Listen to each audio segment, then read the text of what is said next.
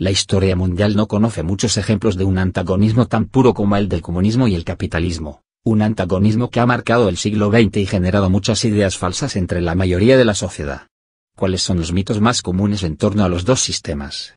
¿Cómo son los nuevos comunistas y por qué algunos llaman a los piratas informáticos los izquierdistas a nivel tecnológico? ¿Qué futuro le espera al capitalismo y si es posible una nueva revolución comunista? En este artículo, buscamos las respuestas sobre los dos sistemas más polares de la historia. El debate entre el comunismo y el capitalismo es una batalla entre dos teorías socioeconómicas extremas, teorías que representan dos maneras inherentemente opuestas del pensamiento. Una de ellas es sumamente individualista, el capitalismo, mientras que la otra, el comunismo, antepone a la sociedad. Para explorar estas dos ideologías, el portal Buffle compara uno por uno sus principales diferencias. Propiedad de los medios de producción. La principal diferencia entre el capitalismo y el comunismo tiene que ver con la propiedad de los medios de producción o los recursos en general. El comunismo rechaza la propiedad privada / individual de la tierra o de los recursos vitales. En cambio, todos los medios de producción, como la tierra, deben ser propiedad del Estado, pero en el sentido de toda la comunidad de personas. Todas las tierras y los recursos que faciliten la producción de bienes y servicios son propiedad de todos y cada uno, todo es compartido, y todas las decisiones sobre la producción son tomadas por toda la comunidad por vía democrática. Además, hay un salario igual para todos, y todas las decisiones se deben tomar de acuerdo a lo que sea bueno para todos. Por otra parte, el capitalismo se basa en la propiedad privada de la tierra y los medios de producción. Cada persona tiene que ganarse lo suyo, y una parte importante de los beneficios obtenidos por un negocio va al bolsillo de la persona que posee los medios de producción, mientras que los trabajadores que se encargan de dirigir el negocio tienen una pequeña participación. Cada persona recibe su salario conforme a su mérito y, naturalmente, las personas que posean los medios de producción tendrán la última palabra a la hora de adoptar las decisiones. Como vemos, la propiedad de medios de producción es una de las principales manzanas de la discordia entre las dos ideologías, cada una de las cuales se basa en una idea extrema al respecto y, por lo tanto, comporta riesgos y debilidades. Mientras el comunismo puede acabar con la idea de la iniciativa individual, que ha dado lugar a la mayoría de las innovaciones tecnológicas que tenemos hoy en día, el capitalismo contiene la semilla de la explotación, donde demasiada riqueza, y por lo tanto el poder, se concentra en las manos de unas pocas personas. Libertad individual. El antagonismo entre el comunismo y el capitalismo se refleja también en sus puntos de vista dispares sobre la libertad individual. El comunismo pide anteponer la sociedad al individuo, mientras que el capitalismo pone la libertad individual por delante de la sociedad. Por lo tanto, la polaridad entre las dos ideologías se podría describir como el individualismo contra el bienestar social. El capitalismo le da más importancia a las aspiraciones individuales y apela a la naturaleza egoísta inherente de los seres humanos, que a menudo es el resultado del instinto de autoconservación. Mientras tanto, el comunismo apela a nuestro lado más santo, en que pensamos en los demás, antes que en nosotros mismos, reza el artículo. De nuevo se trata de dos puntos de vista extremos, que tienen sus ventajas y desventajas. Así, algunos de los mayores avances en la historia de la humanidad han ocurrido gracias a la creatividad y a la iniciativa individual y en gran parte han sido frutos del egoísmo humano, aunque, en última instancia, beneficiaron a toda la sociedad.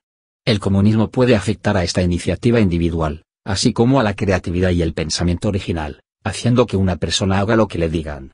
El capitalismo, a su vez, alimenta deseos egoístas, lo cual amenaza con la aparición de autócratas capitalistas que puedan obtener el control de la vida y la muerte de miles de personas.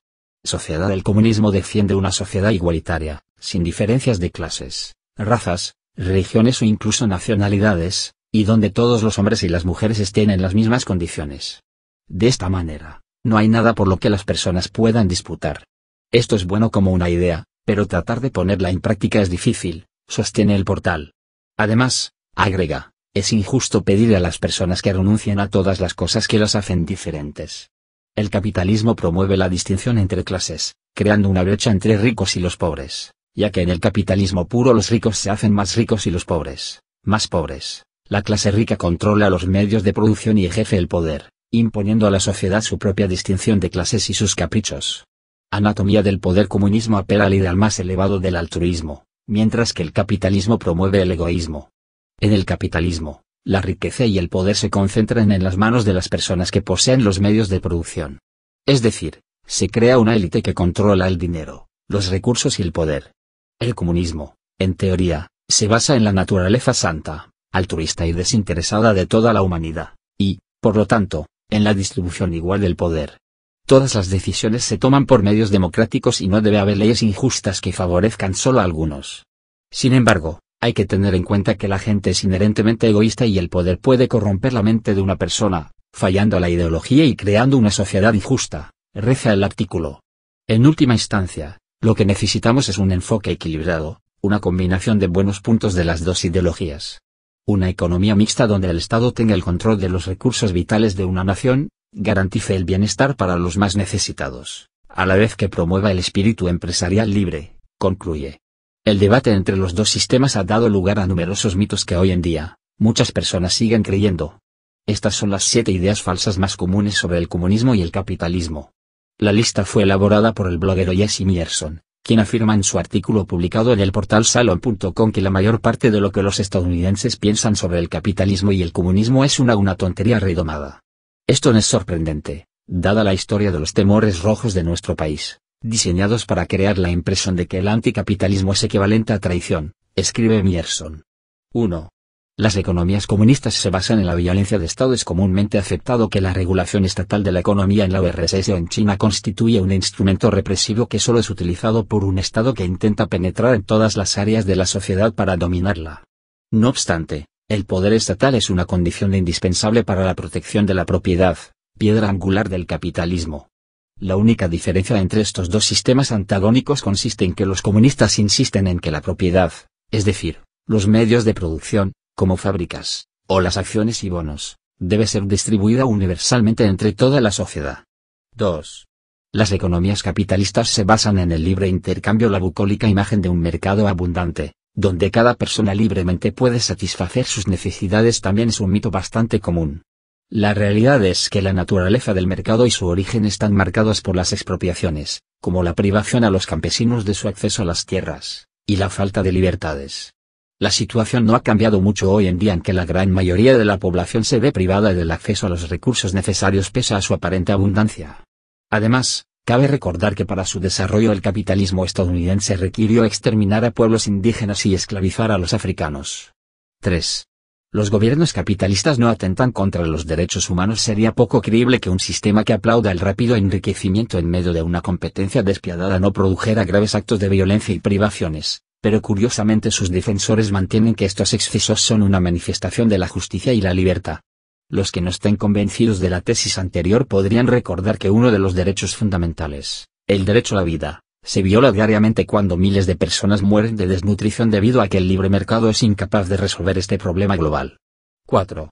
Los regímenes comunistas son responsables de millones de muertes. Quienes animan enumerando los crímenes, tanto supuestos como reales, cometidos por regímenes comunistas prefieren no recordar que el triste balance de víctimas nunca estará a favor del capitalismo. Los defensores del capitalismo, en este caso, tendrán que buscar alguna excusa convincente tanto para el comercio de esclavos y el exterminio indígena como para las masacres realizadas por Estados Unidos y sus aliados en sus intentos de derrocar gobiernos procomunistas. A esta cuenta hay que añadir el número de muertes a causa de las transiciones de países del bloque socialista al capitalismo. Los anticomunistas más virulentos tienen una manera muy astuta para desmentir estos casos de exterminio, simplemente niegan que hayan sucedido. 5. El comunismo promueve la uniformidad, mientras que en el inconsciente colectivo prevalece la imagen de una sociedad homogénea y altamente ideologizada que no deja espacio a la creación. Este mito ya se ha hecho realidad en la mayoría de las sociedades capitalistas, donde crece la tendencia al consumismo descontrolado incitado por necesidades ficticias. Al contrario, la ideología marxista postulaba que uno de los objetivos del comunismo consiste en la liberación del tiempo para el desarrollo personal. De esa manera, el comunismo se basa en todo lo contrario a la uniformidad.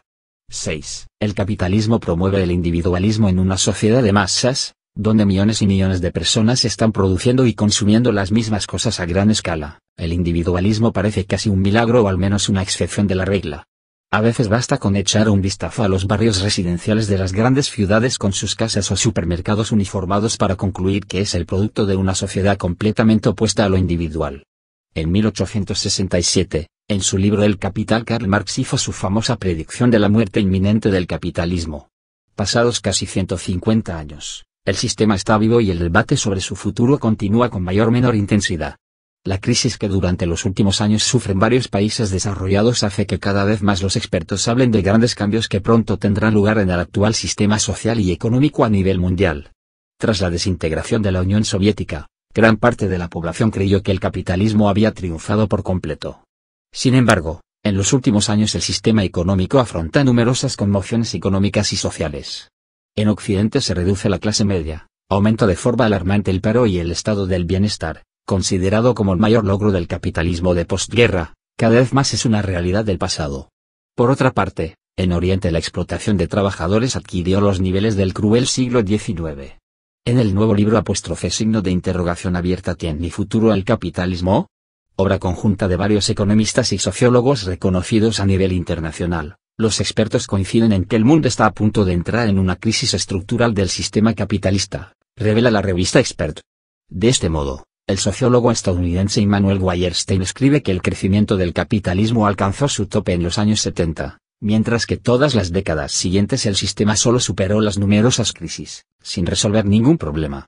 Desde hace más de un siglo, la humanidad viene acercándose y parece ya estar cerca de un pico desconocido y sin precedentes de su evolución. Georg Hidrlugian, profesor de Ciencias Sociales y Políticas en la Universidad de Nueva York en Abu Dhabi. El sistema mundial moderno no puede seguir de la misma manera, ya que el capitalismo no puede acumular ganancias sin parar, concluye el experto.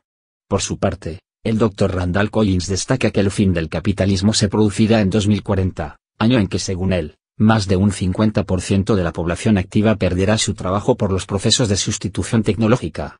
El mayor interrogante para Collins es qué sistema ocupará su lugar, una dictadura fascista o un sistema democrático no capitalista. Pero lo más probable según el experto es que en los próximos siglos tendrá lugar un constante cambio entre dos sistemas, del capitalismo al socialismo, y a lo mejor, otra vez al capitalismo. A su vez, para el sociólogo Craig Calhoun, el capitalismo se salvará solo en caso de superar tres amenazas pendientes: el desequilibrio del sector financiero en relación a otros ámbitos de la economía que provocan enormes deudas y especulaciones irresponsables, los problemas sociales y ecológicos creados por las políticas neoliberales, y por último, las posibles guerras y cambios climáticos. El fantasma del comunismo ha vuelto, y ahora no solo recorre Europa. A esta conclusión llega un reciente artículo de la revista Ruski Reporter, que sostiene que tras la crisis de 2008, se habla cada vez más de un inevitable colapso del capitalismo. En cuanto a Europa, el artículo hace hincapié en la socialista y antiglobalista Syriza en Grecia, y en la creciente fuerza de Podemos en España, mientras que el movimiento QI en Estados Unidos y las victorias de la izquierda en América Latina hacen pensar en el renacimiento del movimiento de izquierda en el Nuevo Mundo. ¿Cómo son los nuevos izquierdistas? ¿Qué clase de futuro es el que nos están preparando los nuevos izquierdistas? ¿Qué es lo que nos espera? ¿La realización de una nueva utopía social o una distopía sombría? Se preguntan los autores del artículo. Los nuevos izquierdistas son muy diferentes entre sí, desde los intelectuales académicos hasta los revolucionarios del pueblo que lideran la lucha por la liberación nacional en el tercer mundo, detalla la publicación, agregando que en la sociedad europea o incluso en la estadounidense, el izquierdismo moderado se va convirtiendo en la norma, aunque no siempre se trata del verdadero marxismo, sea cual sea el significado de este término. Los nuevos izquierdistas leen a Marx, pero son mucho más apasionados acerca de las últimas ideas progresistas. Se caracterizan por su interés hacia la democracia directa electrónica, la economía de red y el anti-copyright, la oposición a la globalización jerárquica en beneficio de las empresas transnacionales y el apoyo a la idea de una renta básica incondicional para todos como un medio para evitar desempleo y concentrarse en un trabajo creativo libre en una era de la robótica. Asimismo, después de la crisis de 2008, comenzó a crecer rápidamente el número de partidarios de un mayor control sobre los bancos y las corporaciones, la subida de impuestos a los ricos, y la lucha por preservar los logros sociales. Durante un siglo y medio de su existencia, el marxismo ha cambiado el mapa del mundo y de la vida humana en nuestro planeta, mucho más que el cristianismo durante 2000 años, y sigue cambiándolo. Alexei Tsvetkov, escritor y activista izquierdista. Los izquierdistas apuestan por el desarrollo de las nuevas tecnologías, explica el escritor y activista ruso Alexei Tsvetkov, poniendo como un ejemplo típico de las nuevas relaciones postcapitalistas, que no caben en el sistema capitalista, todo lo que está relacionado con el anti-copyright. Para nosotros es difícil imaginar cómo será el futuro postcapitalista, pero nos estamos acercando a él gracias al desarrollo de la tecnología, al crecimiento de la educación de las personas, a la aparición de nuevos grupos sociales. La ideología de la expansión del acceso público a las cosas es lo que une a todos los izquierdistas, explica el escritor. En este sentido, prosigue, Los piratas informáticos también son izquierdistas, a un nuevo nivel tecnológico, ya que actúan de acuerdo con la lógica comunista. Si tienes algo que compartir sin perderlo, tienes que compartirlo. En opinión del escritor, el derecho burgués, que defiende los derechos de autor, por ejemplo, en el caso de una película, parte del hecho de que se trata, en primer lugar, de una mercancía, y en el segundo, de una película para el público, mientras que los izquierdistas parten del hecho de que la película es una película, y verla como una mercancía distorsiona el significado de las cosas. No obstante, Tsvetkov admite que en el sistema capitalista, la idea general de acceso libre a las cosas, a menudo conduce a un efecto contrario, y que no es lo mismo un código abierto, que produce muchos y que utilizan todos, y la falta de recursos para hacer una nueva película si no pagan por ella. El libre acceso a la música, las películas, los artículos enriquece a las grandes corporaciones de Internet, mientras que los creativos y los equipos están en una crisis constante de recursos, lamenta el activista. ¿Estamos ante una nueva revolución? En las ciencias sociales y la filosofía política, la mayoría de las nuevas ideas pertenecen a la izquierda, simplemente porque hablan de la transformación del mundo. Los conservadores buscan preservar las formas de vida y los valores existentes. El neoliberalismo cree en las leyes naturales del mercado y no en los proyectos sociales. El progreso social necesita a los izquierdistas, destaca Ruski Reporter. Desde hace más de un siglo, la humanidad viene acercándose y parece ya estar cerca de un pico desconocido y sin precedentes de su evolución, comenta Georgi Derlugian, profesor de Ciencias Sociales y Políticas en la Universidad de Nueva York en Abu Dhabi. A finales del siglo XX, el capitalismo se deshizo de los antiguos temores de la izquierda, obtuvo acceso a las gigantescas masas trabajadoras de China y el flujo de recursos de las repúblicas soviéticas. Pero, ¿significa esto que el capitalismo como sistema histórico es eterno? Se pregunta Derlugian. Ningún sistema complejo es eterno. Se le acumulan costos y contradicciones, remata. El capitalismo tiene cerca de 5 siglos. Hasta mediados del siglo XX los grupos capitalistas de Occidente dominaron el mundo de las colonias y el mundo agrario y campesino con altas tasas de natalidad y bajas expectativas de beneficios sociales.